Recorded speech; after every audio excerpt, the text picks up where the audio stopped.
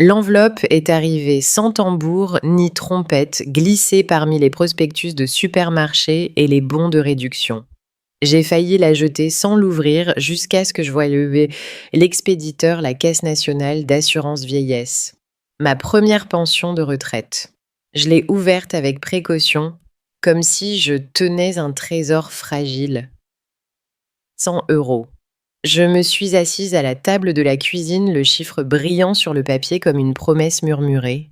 Je n'avais jamais vu autant d'argent à mon nom libre de toute facture de course ou de dette, juste à moi. Mon regard s'est posé sur le coin du frigo. Là, maintenue par un aimant en forme de coquillage, une vieille carte postale de Lyon.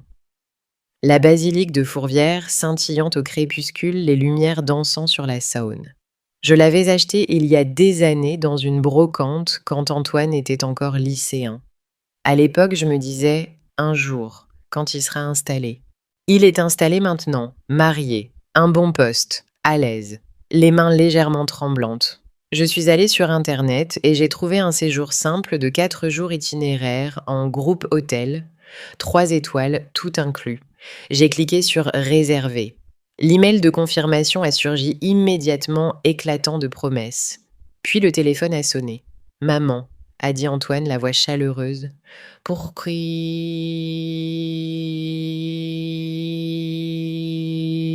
Pourquoi tu n'as rien dit? J'avais prévu une petite escapade pour nous ce week-end. Je me suis dit que ça te ferait du bien de changer d'air. »« Oh » ai-je murmuré, prise de court. L'idée m'est venue hier. Pas grave, annule ce voyage, a-t-il répondu doucement. Tu vas adorer ce que j'ai prévu. Il a pensé à moi. Ce soir-là, j'ai imprimé la confirmation, puis je l'ai pliée en 2 et glissée dans la poubelle. Il a pensé à moi. Ça me suffisait. Ou du moins c'est ce que je croyais. Nous sommes partis juste après l'aube.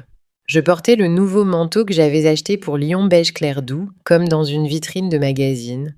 Antoine l'a regardé quand je suis sortie. « Chic », a-t-il dit avec un demi-sourire. Soldé celui-là. J'ai ri doucement sans savoir si c'était un compliment. Il conduisait d'une main l'autre, zappant entre les stations de radio. On n'a pas beaucoup parlé. J'attendais un indice, une réservation, un nom de ville, n'importe quoi. Mais plus on roulait, moins il y avait de bâtiments. Après presque 2 heures, il a quitté l'autoroute pour une route de terre sinueuse qui menait à une clairière près d'un ruisseau boueux. L'herbe était sèche, le paysage désert. Pas un banc, pas une âme. « On y est », a-t-il lancé joyeusement. Il a ouvert le coffre, sorti 2 chaises pliantes et une glacière. J'ai pensé qu'on ferait simple, la nature, le calme, l'air pur. Je suis descendue de la voiture, le froid traversant mon manteau comme une lame. Mes bottes s'enfonçaient dans la terre humide. Du camping, ai-je demandé. En quelque sorte, c'est ce que je fais pour me vider la tête. Je me suis dit que ça te plairait. Je me suis installée sur la chaise qui a grincé sous mon poids. Il m'a tendu un sandwich de la glacière, le pain déjà humide, la salade flétrie. « Je reviens vite », a-t-il dit. « Juste une petite balade. » Il a disparu derrière les arbres. Je suis restée là presque 1 heure, le froid mordant mes genoux, mes doigts engourdis. Quand il est revenu, j'ai souri par réflexe. « Merci de m'avoir emmenée. » Il a eu l'air surpris. « Vraiment, t'es pas gelée. » Il a ri, puis ajouté. « Tu vois, maman, c'est mieux que ces attrape-touristes. À ton âge, pas besoin de luxe. Juste un peu d'air frais et un bon sandwich. » J'ai hoché la tête. Mais tandis que le vent s'infiltrait dans mon cou et se logeait dans ma colonne, je ne pouvais m'empêcher de penser à l'hôtel que j'avais réservé. Celui avec le haut fait, le lit moelleux, le bar à chocolat chaud, celui que j'avais abandonné pour ça. La maison était silencieuse à la tombée de la nuit. Antoine m'avait déposé après notre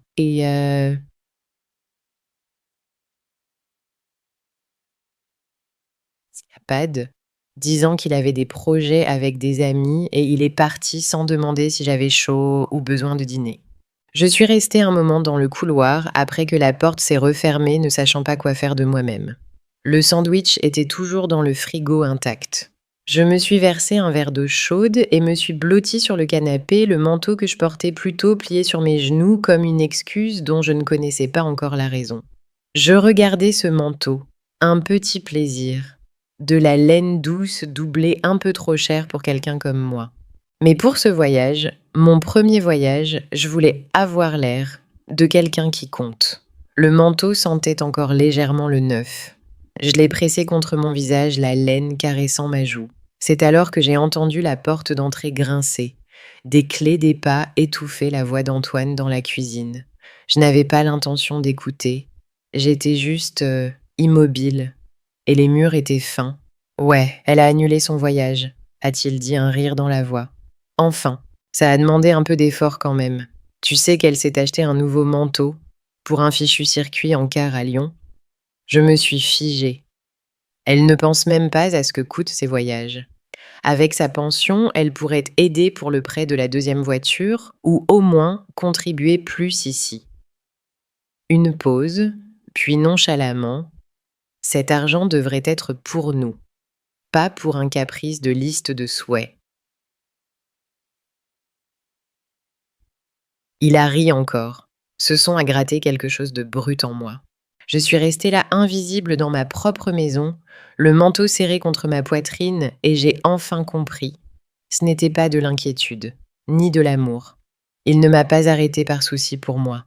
Il m'a arrêtée parce que j'avais osé me choisir. Je n'ai pas dormi cette nuit-là. Allongé les yeux, fixé au plafond, l'écho de la voix d'Antoine perçait le silence. Cet argent devrait être pour nous. Pas merci. Pas tu l'as mérité. Juste pour nous. Le lendemain matin, je me suis retrouvée à la table de la cuisine, les doigts serrés autour d'une tasse de thé froid. La maison était calme, mais en moi quelque chose s'agitait. J'ai repensé à tout ce que j'avais abandonné. Quand son père est mort, Antoine n'avait que 10 ans. Je me souviens avoir plié les factures d'hôpital une à une, les rangeant dans des tiroirs, essayant de cacher les chiffres à lui et à moi-même. J'ai pris le premier travail que j'ai trouvé à la supérette, remplissant les rayons la nuit. 1 mois plus tard, un deuxième nettoyait des bureaux après le départ des employés. Je rentrais vers 3 heures du matin, juste à temps pour dormir quelques heures, avant d'accompagner Antoine à l'école. À 12 ans, il a réclamé un costume pour un débat scolaire. Je n'avais pas les moyens d'en acheter un neuf, alors j'ai cousu un blazer trouvé chez Emmaüs avec un pantalon trop long. Il n'a pas remarqué l'ourlet irrégulier. Il se tenait devant le miroir rayonnant. Je me souviens avoir pensé, ça en vaut la peine. Tout ça. Chaque voyage, chaque vacances dont j'ai rêvé, je les ai échangés pour son avenir. Peut-être l'année prochaine, murmurai-je en passant devant les brochures dans la pharmacie, mais l'année prochaine lui appartenait toujours. Et maintenant, ce manteau, une petite chose pour moi, et ça menaçait tout. Mon téléphone a vibré sur la table. Un message. C'était Élise. Je pense à toi aujourd'hui, tante Claire. J'espère que tu vas bien. Dis-moi si tu as besoin de quoi que ce soit. Élise, la fille de ma défunte sœur. Elle ne demande jamais rien, ne laisse jamais entendre qu'elle a besoin d'argent. Mais à chaque fête, chaque anniversaire, elle prend des nouvelles. Un appel, une carte, un moment de chaleur. J'ai fixé l'écran longtemps. Pendant des années, j'ai cru qu'Antoine était mon héritage. Mais ce petit message d'Élise, je pense à toi aujourd'hui, m'a fait tout remettre en question. Je n'ai rien dit à personne. Pas cette fois. Le lendemain du message d'Élise, j'ai ouvert mon ordinateur et retrouvé le séjour que j'avais annulé. Il était toujours là, même date, même formule de base. Mais cette fois, j'ai cliqué sur l'option supérieure. Voiture privée, vols en première classe, hôtel 5 étoiles, une suite avec vue sur Lyon. J'ai ajouté un pass pour les musées et une croisière au coucher du soleil. Pour une fois, je n'ai pas regardé le prix. J'ai cliqué sur Confirmer.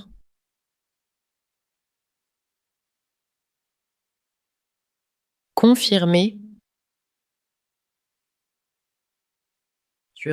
puis j'ai expiré. Ce soir-là, je suis sortie au petit salon de coiffure à 2 rues de chez moi. Ça faisait des années que je n'avais pas mis les pieds dans un endroit pareil. La coiffeuse m'a coupé les cheveux juste au-dessus des épaules, lissant mes mèches argentées jusqu'à ce qu'elles brillent. Vous avez de beaux cheveux, a-t-elle dit. J'ai failli pleurer. Le lendemain, je me suis acheté une écharpe, épaisse bleu marine avec des franges douces. La vendeuse a demandé pour offrir. J'ai souri. Non, pour moi. Ensuite, je me suis arrêtée dans un café et j'ai commandé la boisson la plus sophistiquée du menu, un chocolat chaud à la noisette avec de la crème fouettée et des copeaux de chocolat noir. Je me suis assise près de la fenêtre et je l'ai siroté lentement, regardant les passants se presser pendant que je restais immobile. En rentrant ce soir-là, Antoine était à la table de la cuisine sur son téléphone. Il a levé les yeux quand j'ai accroché mon manteau. Tu fredonnes beaucoup ces temps-ci, a-t-il dit, plissant les yeux. Tout va bien. J'ai souri. Bien sûr. Il a penché la tête, l'air faussement détaché. Tu dépenses pas mal, dis donc. Le manteau, les chaussures, même tes ongles. T'es sûr que ton budget va... J'ai versé de l'eau dans une tasse pour un thé. La vapeur montait doucement pendant que j'ajoutais du miel. Ne t'inquiète pas, ai-je dit doucement. Je profite un peu de la vie. C'est pas à ça que sert la retraite. Il m'a observé un long moment, son regard passant du manteau sur le porte-manteau, à l'écharpe en soie sur le comptoir. J'ai souri et me suis servi une autre tasse de thé. Qu'il se pose des questions, qu'il se tortille. Ça a commencé comme les pièges émotionnels le font souvent, enrobé de douceur, saupoudré de culpabilité. Antoine a appelé une semaine avant mon voyage. Maman, a-t-il commencé tout en douceur, j'ai une nouvelle. Sophie est enceinte. Et j'ai marqué une pause, mon billet d'avion encore affiché à l'écran. Enceinte, ai-je répété, essayant d'imiter son enthousiasme. C'est merveilleux.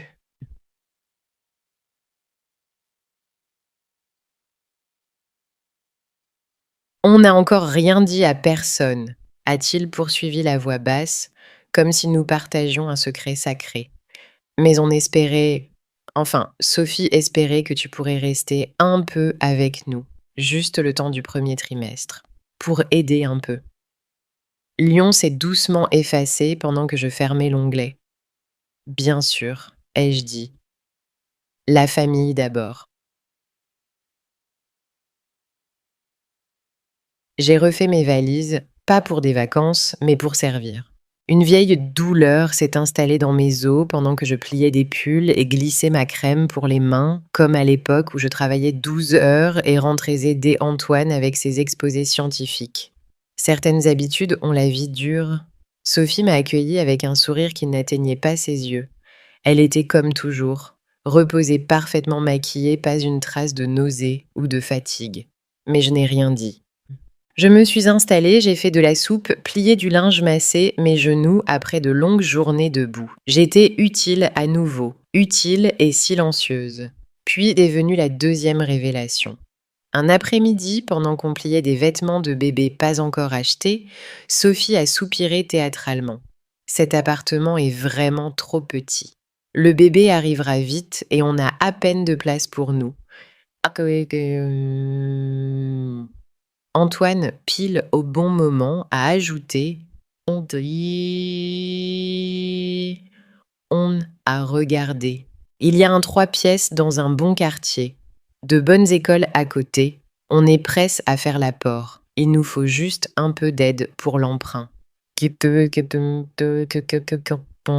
J'ai levé les yeux du bavoir que je pliais, haussant un sourcil.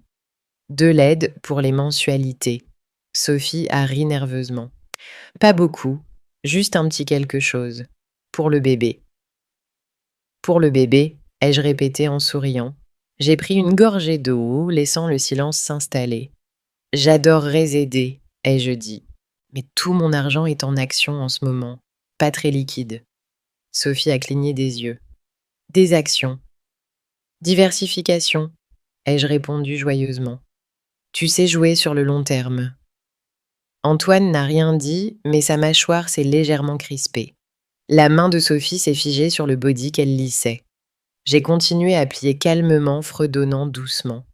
Ce n'était pas moi qui étais piégée, c'était eux, et ils ne le savaient pas encore.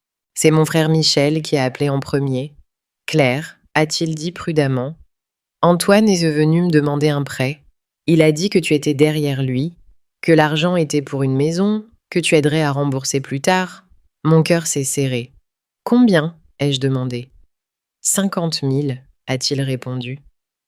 Et je ne suis pas le seul. Isabelle et Marguerite aussi. En tout ça fait presque 300 000.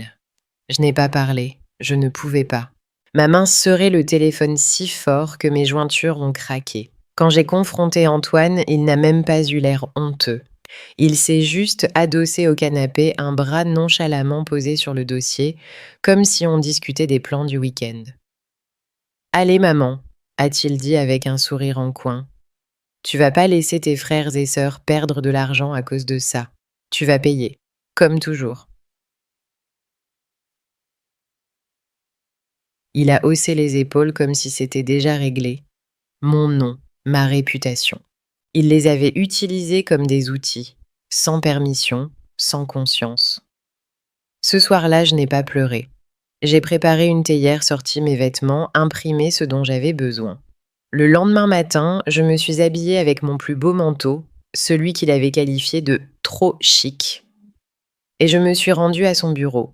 C'était l'heure de pointe. Parfait. Je me suis postée sur le trottoir devant Tech Vision avec une grande banderole blanche. Les lettres noires et grasses étaient impossibles à ignorer. Mon fils a utilisé mon nom pour emprunter 300 000 €. Je ne suis pas responsable. Oui. Les gens regardaient. Certains s'arrêtaient. Quelques-uns prenaient des photos.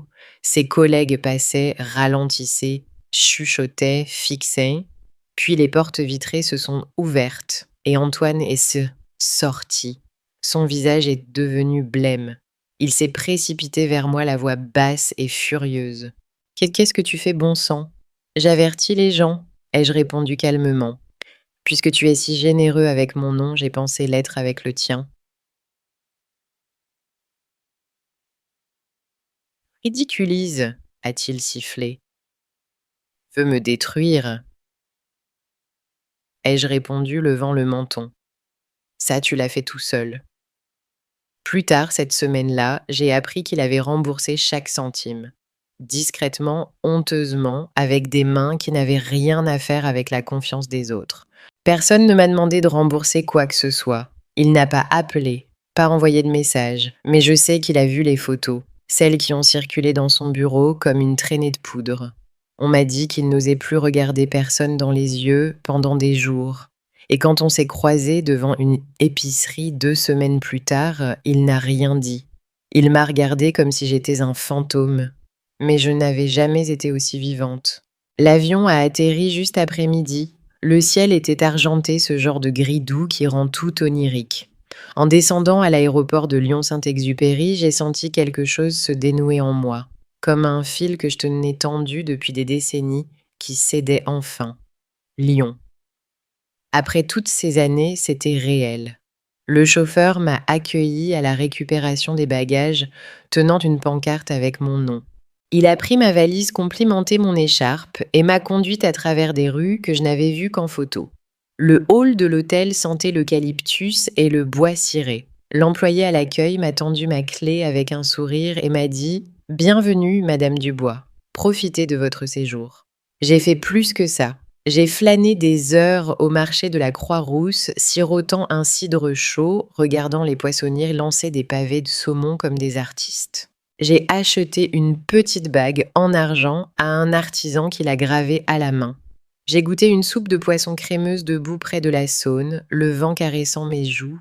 Le lendemain matin, j'ai découvert une librairie discrète, nichée entre une boulangerie et une boutique de plantes. J'ai commandé un latte à la cannelle, me suis enfoncée dans un fauteuil en velours rouge et j'ai lu un roman sans jamais regarder l'heure. La chaleur de la tasse réchauffait mes mains et le bruit des pages tournées autour de moi était comme une mélodie que moi seule entendais. Cet après-midi-là, j'ai gravi les pentes de la Croix-Rousse. Pas pour une raison touristique, juste parce que je me souvenais avoir dit à Antoine quand il était petit, un jour je monterai cette colline. Juste pour dire que je l'ai fait. Et je l'ai fait. Ce soir-là, j'ai acheté une carte postale. Sur le recto, une photo du marché illuminé au crépuscule. J'ai écrit « Chère Élise, la prochaine fois, tu viens avec moi ». Avec toute mon affection, tante Claire, j'ai souri en la glissant dans la boîte aux lettres. Pour une fois, je ne dépensais pas de l'argent, je dépensais de la joie. Le salon sentait la cannelle et le sapin. L'arbre était monté les guirlandes douces et dorées et j'avais préparé une tarte, plus par habitude que par esprit de fête. Je n'avais invité personne, mais j'ai laissé la porte ouverte. Ils sont venus, bien sûr. Antoine est entré en premier portant un panier cadeau trop grand pour être sincère. Sophie suivait enveloppée dans un élégant manteau rouge, une main posée sur son ventre. « Joyeux Noël, maman », a dit Antoine, la voix mielleuse. « Tu nous as manqué. » Sophie a esquissé un sourire. « On voulait te l'annoncer en personne. Je suis enceinte encore. » Je n'ai rien dit. J'ai juste désigné la table à manger où une grosse enveloppe trônait au centre. Mon testament. Antoine l'a regardé. « C'est quoi ça ?» J'ai siroté mon thé. Mes dernières volontés. Tout est réglé. Il a ouvert l'enveloppe, parcouru les pages rapidement, puis s'est figé. « Élise », a-t-il dit la voix tendue. Sophie s'est penchée lisant. « Tu donnes tout à elle. » C'est elle qui a pensé à moi, ai-je dit calmement, chaque année, chaque anniversaire, chaque fête discrète où personne d'autre ne l'a fait. La voix de Sophie s'est durcie. Mais ce n'est même pas ta vraie famille. Elle ne m'a jamais menti, jamais pris mon nom pour le vider dans mon dos. Antoine a avancé une pointe de désespoir dans la voix. Maman, voyons, c'est pas juste, c'est ton petit enfant. Comme sur un signal, la sonnette a retenti. Les parents de Sophie sont entrés comme une tempête. Sa mère m'a pointé du doigt tremblante. « Monstre ! Tu coupes les vivres à ton propre petit enfant. Tu te rends compte de ce que ça signifie pour notre famille. » La voix de son père tonnait. « Tu le regretteras. Quelle femme tourne le dos à sa lignée ?» Je me suis dirigée vers la cheminée, j'ai pris la télécommande et l'ai pointée vers la télévision. L'écran s'est allumé sur une vidéo horodatée. Sophie dans un bar à vin riant, levant son verre, pas de ventre, pas de précaution, pas de grossesse. Filmé avant-hier soir, ai-je dit doucement. Envoyé par une amie qui l'a vu, j'espère que le cabernet était bon. Le silence a envahi la pièce. Le visage de Sophie s'est empourpré. Les lèvres d'Antoine se sont ouvertes puis refermées. Ses parents clignaient des yeux, ne sachant plus qui accuser. Je me suis tournée vers eux. Calme, Claire. Vous avez simulé une vie pour voler la mienne. Maintenant, vous n'avez rien. Personne ne m'a suivi quand je suis entrée dans la cuisine. J'ai versé plus de thé la vapeur, montant comme un souffle enfin libéré. Il m'avait promis de m'emmener à Lyon. Finalement, c'est moi qui m'y suis emmenée. Et je l'ai laissé derrière. La neige avait fondu quand je suis rentrée, mais quelque chose en moi restait frais, comme le début d'une nouvelle saison. Mon appartement était tel que je l'avais laissé, silencieux, propre à moi. J'ai défait mes bagages lentement, fredonnant, un air que je ne reconnaissais pas, le sentant s'installer dans mes os, comme un rythme qui m'avait manqué pendant des années. Cet après-midi-là, j'ai retrouvé Élise pour un café. Elle est arrivée en avance, son écharpe glissant d'une épaule, un livre sous le bras. Elle m'a serré fort sans poser de questions, juste de la chaleur. « Tu as l'air différente », a-t-elle dit en souriant, plus légère. J'ai ri doucement. Je crois que j'ai laissé 50 ans de poids à Lyon. Nous nous sommes assises près de la fenêtre du même café où j'avais siroté un chocolat chaud seul. Mais cette fois, je n'étais pas seule. Nous avons partagé une part de gâteau aux carottes et parlé de tout et de rien. Son travail, le chat qu'elle accueillait s'il neigerait pour le nouvel an. Puis je lui ai tendu une enveloppe Kraft. « C'est quoi ?» a-t-elle demandé. « L'appartement. Il est à toi maintenant, ai-je dit doucement. J'ai signé les papiers ce matin. » Ses yeux se sont écarquillés. « Tante Claire. » « Tu n'as rien à dire, ai-je dit prenant sa main. Tu en as déjà assez dit, chaque fois que tu es venue, chaque fois que tu m'as demandé comment j'allais pas, ce que je pouvais donner. Des larmes ont brillé dans ses yeux et pour la première fois depuis longtemps, j'ai ressenti de la fierté. Pas pour ce que j'avais gagné, mais pour ce que j'avais enfin donné à la bonne personne. Ce soir-là de retour chez moi, je me suis assise à mon bureau et j'ai ouvert mon ordinateur. Je n'ai pas hésité. J'ai réservé une croisière en Méditerranée, 3 semaines, cabine solo, pas de liste d'invités, pas de discussion familiale, pas d'itinéraire transféré. Juste moi, l'océan et le silence que je voulais remplir de ma propre voix. Je n'ai rien dit à personne, parce que je n'avais pas besoin de permission pour partir. J'ai fixé l'email de confirmation un long moment, puis j'ai fermé l'écran et me suis adossée à ma chaise. J'avais élevé un fils qui pensait que l'amour signifiait possession, et une nièce qui savait que c'était du soin. Pendant des années, j'avais économisé, sacrifié, repoussé. Je pensais que cela faisait de moi une bonne mère. Mais maintenant, je comprenais. Se choisir n'est pas égoïste, c'est survivre. Je ne fuis pas ma famille, je marche enfin vers moi-même.